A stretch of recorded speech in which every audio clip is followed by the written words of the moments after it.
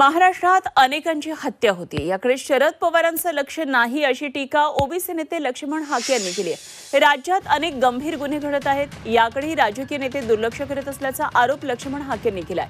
लातूर जिल्ह्यातल्या टाकळी मृत तरुण माऊली सोड याच्या कुटुंबियांची भेट घेतली आणि प्रेम प्रकरणामध्ये माऊलीला 2 महिन्यांपूर्वी गंभीर मारहाण झाली होती, त्यात मृत्यू झाला असा आरोप लक्ष्मण हाके यांनी केलाय। या प्रकरणामध्ये दोषींना अटक करावी अशी मागणीही त्यांनी केली आहे।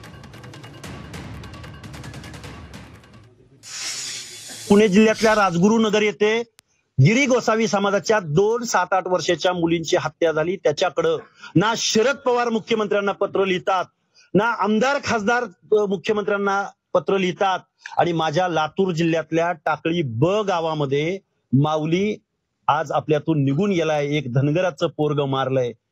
मी त्या माऊलीची जात सांगतोय, कारण त्या जातीची माणसं काबाड कष्ट करतात, ते आवाज उठवू शकत नाहीत।